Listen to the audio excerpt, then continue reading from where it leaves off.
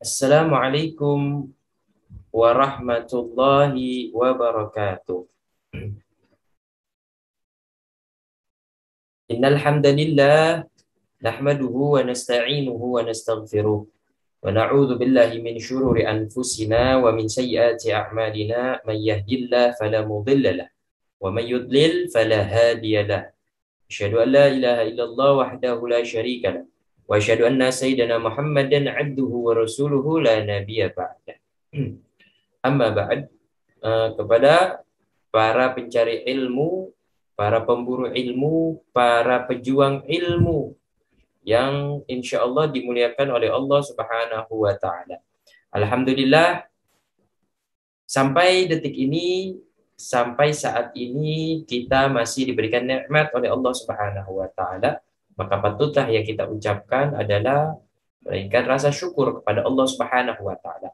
Karena kita masih diberikan nikmat iman, kita masih diberikan nikmat Islam, kita masih diberi nikmat istiqamah, kita masih diberi nikmat ibadah, kita masih diberi nikmat untuk menjalankan kewajiban-kewajiban sebagai hamba-hamba Allah Subhanahu wa Ta'ala. Salah satu yang masih kita jalankan kewajibannya adalah saat ini, yaitu menuntut ilmunya Allah Subhanahu wa Ta'ala. Dan itu adalah hal yang wajib bagi setiap muslim dan muslimah. Karena sebagaimana yang disabdakan oleh Nabi Muhammad SAW, talabul ilmi fardhatun ala kulli muslimin wa muslimatin. Menuntut ilmu hukumnya wajib bagi muslim laki-laki dan muslim perempuan. Insyaallah Allah Subhanahu wa Ta'ala menambahkan kita ilmu pada hari ini, ilmu yang bermanfaat di dunia kita dan di akhirat kita. Karena kita ingin mengejar ilmu, fa'alihi bil ilm, maka hendaknya dia menggunakan ilmu. Kalau misalnya orang yang ingin mengejar akhirat, fa'alihi bil ilm, maka dia juga harus mengejar namanya ilmu. Insyaallah pada pertemuan hari ini, pada mata pelajaran yaitu akidah, akhlak, dan fikih, kita akan membahas tentang yaitu kodok dan kodarnya Allah Subhanahu wa Ta'ala. Nah, ini termasuk pilar keenam di dalam keimanan, di dalam rukun iman, yang mana pilar keenam ini bagaimana orang sampai meyakini daripada ataupun memahami daripada hakikat kodok dan kodar. Nah, karena banyak orang yang tidak memahami, tidak mengetahui apa daripada makna kodok dan kodar. Bagaimana hakikat meyakini kodok dan kodarnya Allah Subhanahu wa Ta'ala. Insyaallah hari ini kita akan menjelaskan ya bagaimana hakikat kita beriman dan mengetahui apa makna daripada kodok dan kodarnya Allah Subhanahu wa Ta'ala. Baik, lanjut. Di sini kita konsepkan materi hari ini, yaitu dimulai dengan pengertian definisi kodo dan kodar, dalil kodo dan kodar yang diambil dari Al-Quran dan hadis, kemudian penjelasan dan hikmah ataupun intisari yang kita ambil daripada beriman kepada kodo dan kodarnya Allah Subhanahu wa Ta'ala. Pada konsep yang pertama, yaitu pengertian kodo dan kodarnya Allah Subhanahu wa Ta'ala. Maka ada pertanyaan, apa itu kodo dan kodar? Apakah memiliki arti yang sama antara kodo dan kodar? Ya, perlu digarisbawahi, antara kodo dan kodar memiliki pengertian yang berbeda. Kodo memiliki pengertiannya dan kodar memiliki pengertiannya juga. Jadi tidak bisa dimaknai satu antara kodo dan kodar. Makanya di situ ada kata dan. Kodo dan kodar. Itu menunjukkan bahwasanya antara kodo dan kodar adalah dua hal yang berbeda. Untuk kata yang pertama yaitu kodo. Kodo dalam lugatan menurut bahasa memiliki arti ketetapan, perintah ataupun kehendak. Jadi bisa diartikan ketetapan, Bisa diartikan perintah, bisa juga diartikan kehendak menurut bahasa. Yang kedua, menurut istilah. Menurut istilah memiliki kehendak Allah Subhanahu wa taala ataupun iradatullah, kehendak Allah Subhanahu wa taala fil azal, pada azali, tentang segala sesuatu yang ada di bumi ini dengan segala keadaannya. Jadi qada ini adalah iradatullah, kehendak Allah pada azali. Apa sih azali ini? Azali itu adalah di mana kondisi Allah Subhanahu wa taala itu di dalam kesendiriannya. Yang mana pada waktu itu zat Allah Subhanahu wa taala hanya ada zatnya Allah Subhanahu wa taala. Yang mana zatnya Allah Subhanahu wa taala tanpa tanpa didahului dengan ketidakadaan, ya, tanpa adanya awal. Adanya Allah tanpa didahului dengan ketidakadaan, tanpa adanya awal. Ya, berbeda dengan kita. Adanya kita didahului dengan ketidakadaan. Tetapi adanya Allah itu tidak didahului dengan ketidakadaan. Jadi adanya Allah ya ada. Tidak ada awal mula. Maka azali ini adalah di mana zatnya Allah Subhanahu wa taala di dalam kesendiriannya. Hanya ada zatnya Allah Subhanahu wa taala yang mana tidak ada awal mula. Itu kehendak Allah Subhanahu wa taala pada azali tentang segala sesuatu yang ada di bumi ini dengan segala keadaannya. Jadi ketika itu Allah Subhanahu wa taala memberikan skenario lah dalam bahasanya, itu menulis skenario ataupun kehendak Allah Subhanahu wa taala apa yang terjadi yaitu pada umat manusia dan seluruh makhluknya yang ada di bumi dan di alam semesta ini. Nah, itu dinamakan qada'ullah, qada'nya Allah Subhanahu wa taala. Ya. Kemudian sedangkan qadar memiliki arti menurut bahasa itu adalah puasa, ataupun bisa dikatakan nasib, bisa dikatakan ukuran, ya, miqdar ataupun ukuran. Menurut istilah yaitu mewujudkan ijadullahul asya, mewujudkan sesuatu oleh Allah Subhanahu wa taala sesuai dengan ukuran dan kadar tertentu yang sesuai dengan kehendak Allah Subhanahu wa taala. Jadi kodonya Allah yaitu kehendak Allah pada azali, kemudian qadarnya adalah mewujudkan sesuatu yang mana Allah Subhanahu wa taala menyujudkan apa yang dikehendaki yaitu pada masa azali sesuai dengan ukuran dan kadar tertentu yang sesuai dengan kehendak Allah Subhanahu wa taala. Di sini kita akan gambarkan dengan semisal antara qada dan qadarnya Allah Subhanahu wa taala ataupun perbedaan antara qada dan qadarnya Allah Subhanahu wa taala. Di sini misalkan seorang dikehendaki menjadi orang yang berilmu. Orang dikehendaki menjadi orang yang memiliki ilmu, ya, ataupun orang berilmu. Ini contoh daripada qada. Ya. Allah menghendaki seseorang menjadi orang yang ahli ilmu, itu adalah qadanya Allah Subhanahu wa taala. Sedangkan Allah mewujudkan ilmu di dalam dirinya ataupun menciptakan ilmu di dalam dirinya setelah orang tersebut ada di dunia sesuai ukuran dan kadar yang dikehendaki, maka itu adalah contoh qadar. Bisa dipahami ya? Jadi contohnya lagi, misalkan orang dikehendaki oleh Allah Subhanahu wa taala sebagai orang yang kaya. Nah, kehendak ini namanya qada. Kemudian ketika orang tersebut ada di muka bumi ini, yang mana dahulu dikehendaki oleh Allah Subhanahu wa taala menjadi orang kaya, dan Allah mewujudkan kekayaan tersebut terhadap orang ini, si fulan, misalkan si A. Nah, wujud kekayaan tersebut adalah qadarnya Allah Subhanahu wa taala sesuai kadar dan ukuran kekayaan yang dikehendaki oleh Allah Subhanahu wa taala.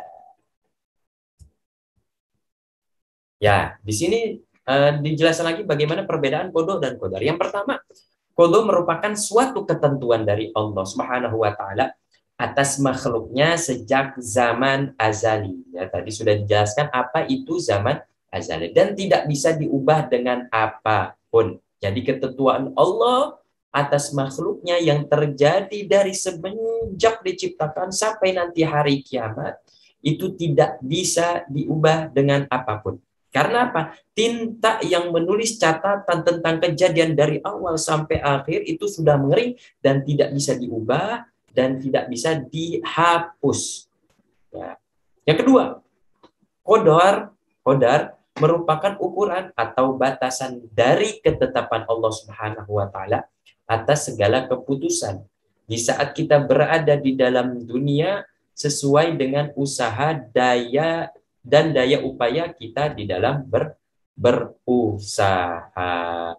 Jadi setelah Allah Subhanahu wa taala menentukan, kemudian Allah Subhanahu wa taala menciptakan ataupun mewujudkan ketentuan tersebut kepada makhluknya ya sesuai dengan kadar dan usaha yang dikehendaki oleh Allah Subhanahu wa taala, dan usaha kita dan daya upaya kita itu mempengaruhi daripada kadar dan batasan yang akan kita dapati dari apa yang telah ditentukan oleh Allah Subhanahu wa taala. Maka catatan qada adalah ketetapan Allah pada sesuatu, sedangkan qadar ada perwujudan ataupun penciptaan sesuatu yang telah Allah tetapkan. Itu bahasa gampangnya, ya.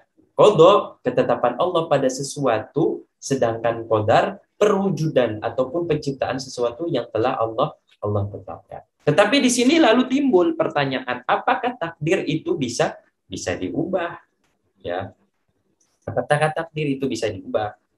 Qada dan qadar bisa juga kita katakan takdir, ya. Takdir minallah, takdir itu dari Allah Subhanahu wa taala. Sedikit-sedikit kita berbicara, ini mah sudah takdir, dia mati sudah takdir, dia kaya sudah takdir. Lalu apakah takdir itu bisa diubah? Sebagaimana yang sering kita dengar hadis Nabi diantaranya bahwa silaturahmi bisa menambah umur. Ya, kita sering dengar daripada penceramah, daripada ahli agama bahwa silaturahmi bisa menambah umur. Sedekah dapat mencegah musibah, bisa menjadikan orang itu mendapatkan rizki yang berlimpah itu dengan sedekah. Lalu bertentangan dong dengan ucapan yang bahwasanya takdir Allah Subhanahu wa taala itu tidak bisa dirubah. Ketentuan Allah Subhanahu wa taala itu tidak bisa berubah. Lalu mana yang benar? Kalau misalnya silaturahmi bisa menambah umur, sedekah bisa mencegah musibah, berarti takdir Allah Subhanahu wa taala itu bisa dirubah dong. Bisa diperpanjang masa kontraknya. Bagaimana jawabannya? Oke. Di sini dengan kita membagi takdir, ya, membagi takdir menjadi dua, pertanyaan yang tadi itu bisa terjawabkan. Di sini ulama membagi takdir itu terbagi menjadi dua. Yang pertama takdir mu'allaq, yang kedua adalah takdir mubrom. Apa itu takdir mu'allaq? Takdir mu'allaq adalah takdir yang dapat diubah oleh usaha manusia. Takdir yang dapat diubah oleh usaha manusia. Seperti orang yang sakit dengan berobat menjadi sembuh, orang yang miskin bekerja keras menjadi kaya. Nah, berarti ini menyangka kalau misalnya orang-orang yang tidak mau bekerja, orang-orang yang tidak mau ikhtiar dengan mereka alasan bahwasanya semua sudah takdir Allah Subhanahu wa taala. Jadi kita santai-santai kalau udah ditakdirkan oleh Allah Subhanahu wa taala, kita tiduran juga bisa jadi kaya, kita nggak ngapa-ngapain juga bisa jadi orang yang hebat. Tidak seperti itu konsepnya. Konsep takdir di sini adalah pada konsep takdir mu'allaq itu adalah takdir bisa diubah dengan kadar usaha manusia. Ya, makanya ada qada, ada qadar. Nah, ketika Allah Subhanahu wa taala menentukan sesuatu, nah kadarnya tersebut itu sesuai dengan usaha manusia. Ya, misalkan orang kalau misalnya bekerja dengan keras, nih orang bisa jadi crazy rich, sultan. Ya, bisa orang kaya 7 turunan 8 tanjakan. Tapi kalau misalnya ini orang nggak bekerja keras, biasa-biasa saja, kaya. Tapi kayaknya biasa-biasa saja. yang kayaknya biasa saja. Itulah takdir mu'allaq. Kemudian takdir mubrom. Takdir mubrom yaitu takdir yang tidak bisa diubah sebagaimana contoh jenis kelamin. Ya, seperti jenis kelamin manusia, kelahiran, jodoh, dan kematian manusia. Ya, kita nggak bisa request kepada Allah. Ya Allah, pengennya nanti kelamin laki-laki. Ya Allah, pengennya saya lahir di itu aja di Jerman. Ya Allah, enak jadi orang bule. Pengennya jadi lahirnya di Eropa saja enak dingin. Nggak bisa begitu, nggak bisa request. Ya, nggak bisa request. Karena takdir mubrom ini di dalam ketentuan ini, contohnya di dalam kelamin manusia, kelahiran, jodoh, dan kematian manusia itu tidak bisa diubah, dan ini dinamakan adalah takdir mubrom. Kemudian di sini lebih jelas lagi kalau misal kita membagikan takdir itu daripada 3 perspektif, ataupun apa 3 perspektif, yaitu 3 sudut pandang. Yang pertama sudut pandang Allah Subhanahu wa taala. Yang pertama sudut pandang Allah ataupun perspektif Allah. Yang kedua sudut pandang daripada malaikat. Yang ketiga perspektif daripada manusia ataupun sudut pandang daripada manusia. Yang ketiga. Yang pertama takdir dalam perspektif Allah ataupun dalam sudut pandang Allah Subhanahu wa taala. Ya. Sini seluruh takdir qada adalah mubrom tanpa kecuali. Nah, tadi takdir dibagi menjadi 2, ada takdir mu'allaq, ada takdir mubrom. Ya. Di dalam sudut pandang Allah Subhanahu wa taala, ya perspektif Allah, seluruh takdir adalah mubrom tanpa kecuali. Berarti seluruhnya telah diketahui sebelumnya dan akan berubah menjadi kenyataan qadar pada waktunya. Jadi di dalam perspektif Allah, di dalam sudut pandang Allah, semua takdir tidak bisa dirubah. Nah, semua takdir tidak bisa dirubah. Sisi inilah yang tak mungkin mengalami perubahan sama sekali. Tuh. Tidak mengalami perubahan sama sekali. Sebab adanya perubahan di level ini sama saja dengan adanya hal-hal yang tidak diketahui Allah. Ketidaktahuan Allah ini mustahil adanya. Jadi, semua yang terjadi pada umat manusia pada hakikatnya itu sudah tertulis di Lauhul Mahfuz dan sudah ditentukan oleh Allah Subhanahu wa taala, dan itu hanya diketahui oleh Allah Subhanahu wa taala. Tidak ada makhluknya yang lain tahu tentang apa skenario dan apa yang ditentukan oleh Allah Subhanahu wa taala. Maka ini dinamakan takdir dalam sudut pandang Allah Subhanahu wa taala. Walaupun misalkan manusia dengan dalam kekayaannya, di dalam kaya miskin, sehat dan kematian kelahirannya, semuanya sudah tertulis, yang semuanya itu yang hanya diketahui oleh Allah Subhanahu wa taala. Di mana Allah Subhanahu wa taala berfirman, "Wa indahu mafatihul ghaibi la ya'lamuha illa huwa wa ya'lamu ma fil barri wal bahri wa ma tasqutu min waraqatin إلا يعلمها ولا حبة في ظلمات الأرض ولا رطب ولا يابس إلا في كتاب مبين." Dan pada sisi Allah lah kunci-kunci semua yang gaib, tidak ada yang mengetahuinya kecuali Dia sendiri, dan Dia mengetahui apa yang di daratan dan di lautan, dan tiada sehelai daun pun yang gugur melainkan Dia mengetahuinya pula, dan tidak jatuh sebutir biji pun dalam kegelapan bumi, dan tidak sesuatu yang basah atau yang kering melainkan tertulis dalam kitab yang nyata, Lauhul Mahfuz.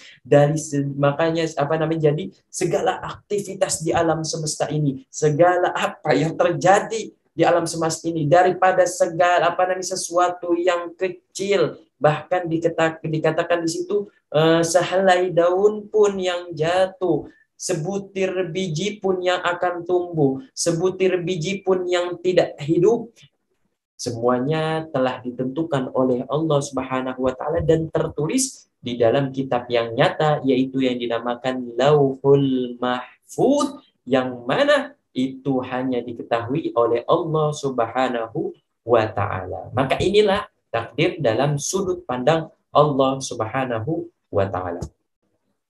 Yang kedua, yaitu dalam perspektif malaikat, sudut pandang malaikatnya Allah Subhanahu wa taala. Takdir setiap manusia yang tercatat di Lauhul Mahfuz ada yang sudah mubrom dan ada yang masih muallaq. Nah, di dalam perspektif manusia, dalam sudut pandang malaikat, maaf, bukan manusia, dalam sudut pandang malaikat, takdir ada yang namanya bisa diubah dan takdir ada yang tidak bisa dirubah ataupun paten tidak bisa dirubah. Itu dalam sudut pandang malaikat. Mereka bisa melihat apakah rezeki si fulan, mereka ini adalah malaikat ya. Malaikat bisa melihat apakah rezeki si fulan sudah merupakan hal paten yang tak bisa diganggu gugat atau kan masih tergantung pada beberapa kondisi yang dipilih fulan. Contohnya, apabila fulan bekerja keras, fulan ini seseorang, maka takdirnya adalah kaya.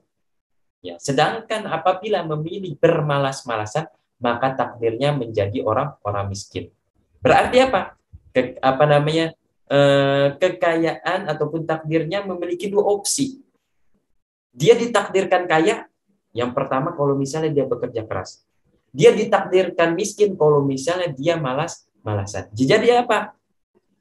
Jalan hidup kita itu kita yang milih. Kita mau jadi sukses ataupun kita menjadi orang yang tidak sukses, bahkan ataupun orang yang tidak berguna atau tidak manfaat bagi baik diri kita ataupun orang lain. Di dalam perspektif malaikat inilah apa di sudut pandang malaikat, manusia memilih di mana jalan hidupnya.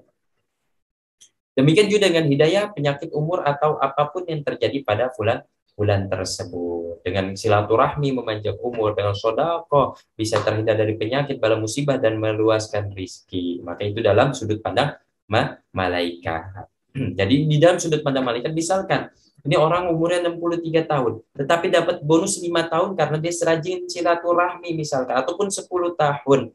Yang mana takdirnya itu apa namanya malaikat bisa merubah daripada ketentuannya. Karena apa? Dia mengamalkan apa yang menjadi memanjangkan umurnya. Itu dalam perspektif malaikat. Tetapi tetap hasilnya daripada kematiannya tersebut, daripada rezeki tersebut, dalam sudut pandang Allah semuanya sudah ketetapan, sudah ditentukan itu bakal terjadi. Misalkan umurnya sudah apa namanya ditulis 67 tahun. Ya, 67 tahun dia habis masa kontraknya di dunia. Tetapi di dalam sudut pandang malaikat ditulis di sini 65 tahun, ada bonus misalkan 2 tahun. Ya, berarti 67 tahun. Tetapi ujung-ujungnya situ sudah diketahui oleh Allah Subhanahu wa taala, sudah ditentukan oleh Allah Subhanahu wa taala.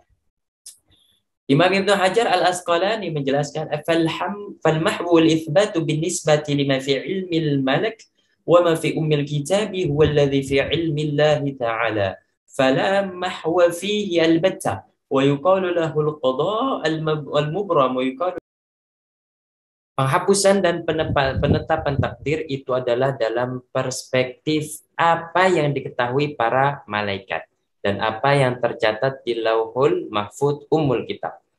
Adapun dalam pengetahuan Allah, maka tak ada penghapusan sama sekali. Pengetahuan Allah ini disebut takdir mubrom dan pengetahuan malaikat itu disebut takdir mu'allaq. Jadi takdir yang tadi itu yang dibagi menjadi dua, takdir mu'allaq dan takdir mubrom ya. Sedangkan takdir mubrom, takdir yang tidak bisa diubah, berarti itu adalah takdir dalam perspektif ataupun dalam sudut pandang Allah Subhanahu wa taala. Jadi kehendak Allah itu tidak ada satu makhluk pun yang dapat mengetahuinya kecuali Allah Subhanahu wa taala. Jadi tidak bisa diubah sama sekali. Sedangkan takdir mu'allaq yaitu takdir yang mana penetapannya tersebut bisa diubah. Ya, bisa diubah. Ini adalah takdir dalam pengetahuan, dalam perspektif, dalam sudut pandang malaikat dan apa yang tercatat di Lauhul Mahfuz. Ya, apa yang diketahui malaikat, apa yang tercatat di Lauhul Mahfuz itu bisa diubah. Tetapi dalam pengetahuan Allah, di dalam ilmunya Allah Subhanahu wa taala, semuanya yang telah dikehendaki oleh Allah Subhanahu wa taala tidak bisa diubah. Kemudian yang ketiga adalah takdir dalam sudut pandang manusia, dalam perspektif manusia.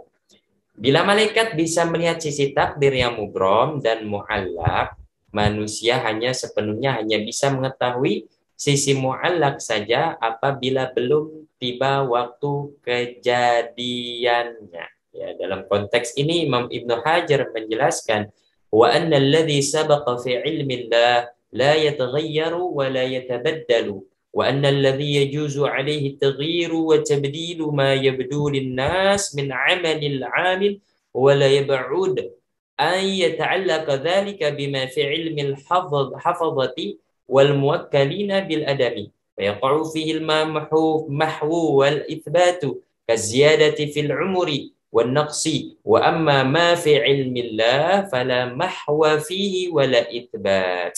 Sesungguhnya yang telah diketahui Allah itu sama sekali tak berubah dan berganti.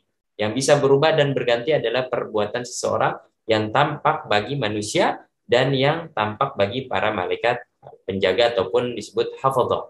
Dan yang tidak ditugasi berinteraksi dengan manusia al-muwakkilin, maka dalam hal inilah terjadi penetapan dan penghapusan takdir. Semisal tentang bertambahnya umur atau berkurangnya, adapun dalam ilmu Allah, maka tak ada penghapusan atau penetapan. Ya. Jadi, apa yang bisa diubah takdir, yang dapat berubah dan berganti, itu adalah yang diketahui, yaitu dalam sudut pandang manusia dan dalam sudut pandang malaikat. Adapun dalam ilmu Allah tak ada penghapusan atau penetapan. Walaupun dalam sudut pandang manusia dan malaikat itu berubah karena sebab sesuatu, misalkan karena sebab silaturahmi, karena sebab amal-amal ibadah yang lainnya, tetapi pada intinya dalam ilmunya Allah, dalam ketentuan Allah, dalam perspektif Allah tidak berubah sama sekali. Kemudian dalil qada dan qadar, ya, bisa kalian baca sendiri nanti beserta artinya, yaitu di dalam surat yang pertama dalam surat Al-Hadid ayat 22. A'udzu billahi minasyaitonir rajim. Bismillahirrahmanirrahim. Ma asaba min musibatin fil ardi wala fi anfusikum illa fi kitabim min qabli an nabra'aha. Inna dzalika 'ala Allahi yasir.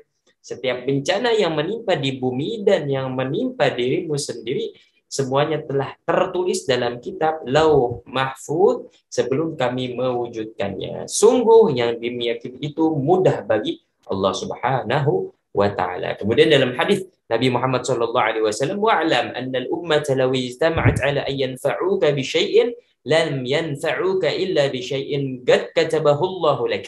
Wa in istama'u 'ala an yadurruka bi syai' lam yadurruka illa bi syai'in qad katabahu Allahu 'alaik. Rufi'atil aglam wa jaffatis suhuf. Rawahu Tirmidzi wa qala hadits hasan sahih. Dan ketahuilah, jika umat bersatu padu untuk memberi manfaat kepadamu dengan sesuatu, maka tidak akan sampai manfaat itu kecuali yang telah ditetapkan oleh Allah Subhanahu wa taala untukmu. Jika mereka bersatu padu untuk mencelakaimu, maka engkau tidak akan celaka kecuali yang telah ditetapkan oleh Allah Subhanahu wa taala untukmu. Pena sudah diangkat dan lembaran catatan sudah kering. Jadi ketika kita bergantung kepada manusia, kita mengharapkan manusia, misalkan apa yang diharapkan daripada manusia, daripada manfaat, daripada hal yang mencelakakan, daripada hal yang memburukan, itu tidak akan terjadi semuanya, baik yang baik ataupun yang buruk, kecuali itu adalah ketetapan Allah Subhanahu wa taala. Jadi jika kita tidak tidak akan merasa khawatir, tidak akan merasa takut tentang kejahatan manusia, tentang kezaliman manusia, tentang perbuatan yang bisa mencelakakan kita dari semua makhluk pun, kecuali semuanya itu adalah ketentuan Allah Subhanahu wa taala. Tidak akan terjadi kecuali ketentuan Allah Subhanahu wa taala. Kemudian yang terakhir adalah hikmah beriman terhadap qada dan qadarnya Allah Subhanahu wa taala. Yang pertama, hikmah diambil dari kita beriman, ya, meyakini terhadap qada dan qadar. Yang pertama adalah melatih diri untuk banyak bersyukur dan bersabar. Sebagaimana di dalam Al-Qur'an surat An-Nahl ayat 53. Wa ma bikum min ni'matin faminallahi tsumma idza massakumud durru fa ilaihi taj'arun. Dan segala nikmat yang ada padamu datangnya dari Allah. Kemudian apabila kamu ditimpa kesengsaraan, maka kepadanya lah kamu meminta pertolongan. Jadi ketika kita mendapatkan kebahagiaan, mendapatkan nikmat, mendapatkan rizki, maka ketahuilah itu adalah semua ketentuan dari Allah. Maka kita dapat bersyukur. Karena kalau misal kita beriman kepada qada dan qadar, kita meyakini bahwasanya apa yang kita dapat, harta yang berlimpah kita dapat, sesuatu yang membuat kesenangan yang kita dapat, kita tidak menjadikan diri kita menjadi merasa hebat. Tetapi semuanya kita katakan kita bersyukur kepada Allah karena semuanya Allah yang menentukan. Dan bersabar apapun keburukan, musibah yang kita terima, maka itu ketentuan Allah. Kalau sudah ketentuan Allah, maka kita dapat bersabar. Karena semuanya kita kembalikan kepada Allah Subhanahu wa taala. Dan yang kedua, terhindar dari sifat sombong dan putus asa. Tadi sudah dikatakan apa yang kita dapatkan. Kalau misalnya kita beriman kepada qada dan qadar, kita tidak ada timbul rasa sombong. Tapi sebaliknya, kalau kita tidak ada iman terhadap qada dan qadar, apa yang kita dapat, apa yang kita hasilkan daripada sesuatu yang luar biasa, daripada harta, daripada kedudukan dan jabatan, kita merasa sombong karena itu hasil jerih payah dia. Dia merasa seperti itu. Ini hasil saya. Oh, ini kekayaan itu kerja keras saya.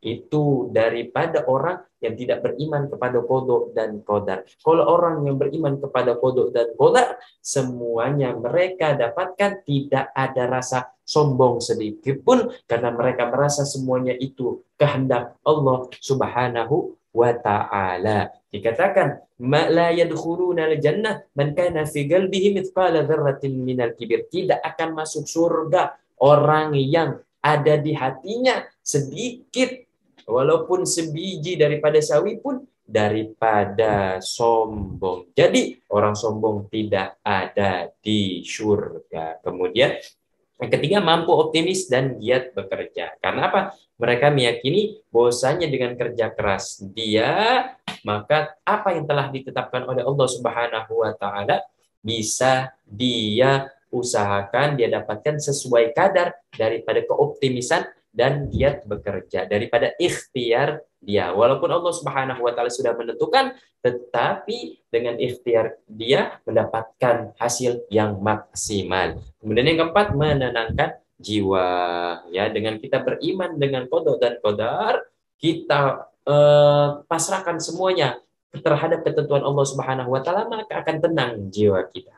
Kita tidak merasa bahwasanya besok makan apa, besok jajan apa, besok duit dari mana, buat bayar ini besok dari mana. Tidak ada pikir seperti itu.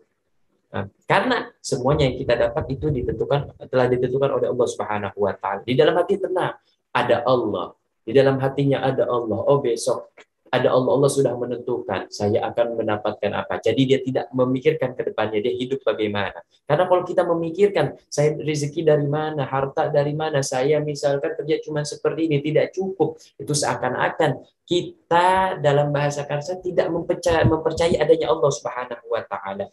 Ya, tidak mempercayai adanya Allah, tidak mempercayai daripada adanya qada dan qadarnya Allah Subhanahu wa taala. Karena Allah, kalau orang yang hakikat mempercayai adanya Allah Subhanahu wa taala dan percaya qada dan qadarnya Allah Subhanahu wa taala, dia 100% hidup dalam ketenangan jiwa. Karena apa?